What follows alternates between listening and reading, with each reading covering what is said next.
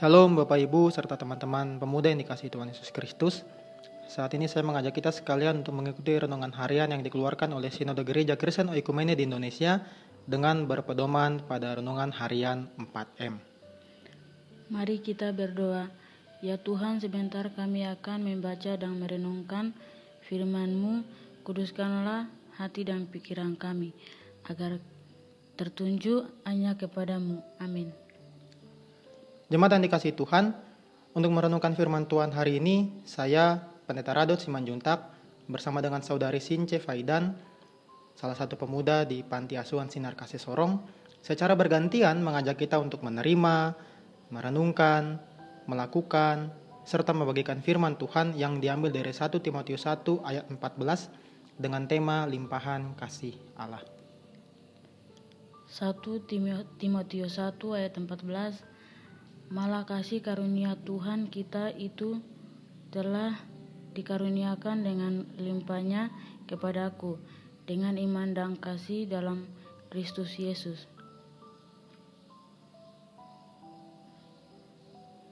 Untuk menggali lebih dalam firman yang baru kita dengar, kita akan dituntun dengan dua pertanyaan sebagai berikut. Papen, apa syarat utama bagi kita supaya menerima kasih Allah? Syarat menerima kasih Allah sebenarnya bermacam-macam. Cukup dengan beriman, sebenarnya kita sudah menerima kasih Allah. Tetapi ternyata iman saja tidak cukup. Tetap butuh aksi dari Allah untuk memberikan kasih-Nya berdasarkan iman yang kita miliki. Inilah yang cukup ditekankan Paulus kepada Timotius dan umat pada saat itu. Bahwa Paulus bersyukur Timotius dibesarkan di tengah-tengah keluarga yang benar-benar mengenal Allah. Iman adalah pegangan kita menghadapi segala sesuatu. Itu juga yang Paulus tanamkan kepada Timotius. Dengan iman, maka itu akan memberikan bukan hanya kasih, tetapi lebih daripada itu, yaitu kekuatan untuk menghadapi setiap penderitaan atau perubahan hidup. Hal ini menyadarkan kita bahwa ketika syarat menerima kasih sudah kita miliki dalam iman kita kepada Yesus, maka itu sudah menjadi bagian dari karunia rohani bagi kita. Karunia rohani inilah yang akan membimbing kita menjadi pribadi yang terus-menerus berubah ke arah yang lebih baik, mampu melewati penderitaan, dan bersedia menjadi saksi Kristus. Sebuah syarat yang melahirkan banyak hal dalam kehidupan keimanan kita kepada Allah. Lalu bagaimana cara kita mempertahankan kasih yang sudah kita terima itu, Papen? Mempertahankan tentu lebih sulit daripada meraih atau mendapatkannya. Dalam mempertahankan kasih yang sudah Allah berikan, akan dibarengi dengan cobaan duniawi yang silih berganti datang dalam kehidupan kita. Lalu kalau bertanya secara spesifik cara mempertahankan kasih itu, maka kita bisa mulai dengan terus-menerus mencari anugerah Allah. Kasih adalah salah satu dari banyak anugerah Allah yang Allah berikan kepada kita.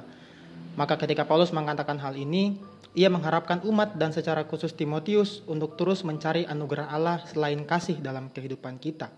Lalu kemudian menyebarkan itu kepada orang-orang di sekitar kita. Menyebarkan kasih yang sudah kita terima kepada orang di sekitar kita juga bagian dari mempertahankan kasih yang sudah kita terima. Dengan membagikan kepada sesama kita kasih yang sudah kita terima, kita secara tidak langsung sudah berkomitmen untuk terus-menerus menjadi karya nyata kasih Allah dalam kehidupan kita. Untuk itu, kita harus terus menjalin persekutuan kita dengan Allah sebagai wadah menjaga iman dan membagi kasih itu kepada sesama kita. Nah, setelah kita mengetahui bahwa kasih itu adalah pemberian dan berdasarkan iman kita kepada Allah, lantas saya ada pertanyaan nih untuk Since. Kira-kira apa yang akan Since lakukan setelah Since menerima kasih Allah dalam kehidupan Since? Saya telah menerima kasih Allah. Biasanya saya bersyukur dengan berdoa. Karena menurut saya, berdoa adalah salah satu cara yang bersyukur setelah Allah memberikan kasih-Nya kepada saya. Kalau bukan karena kasih Allah, maka saya tidak bisa menjalani kehidupan saya, seperti sekolah, bermain, bertemu teman, dan mengajarkan adik-adik di panti asuhan. Jadi saya bersyukur dengan berdoa setelah saya menerima kasih Allah dalam hidup saya. Dari renungan singkat ini kita bersama diperlihatkan bahwa iman kita adalah salah satu penentu kita mendapat kasih dari Allah. Walaupun Allah adalah Allah yang penuh kasih, pada akhirnya kita harus juga mempertahankan dan memperlihatkan komitmen kita untuk terus mau beriman hanya kepada Allah. Maka, marilah kita terus mempertahankan iman kita, sehingga dengan demikian, kasih Allah akan terus mengiring perjalanan kehidupan kita. Untuk menutup renungan singkat kita pada pagi hari ini, mari kita berdoa. Terima kasih untuk firman yang baru kami renungkan bersama ini, ya Allah. Biarlah firman itu terus menguatkan kehidupan kami dalam berbagai macam situasi kehidupan kami hari lepas hari. Amin. Demikianlah renungan singkat pada hari ini. Selamat pagi, selamat beraktivitas. Salam dari Kabupaten Sorong. Tuhan Yesus memberkati kita sekalian. Amin.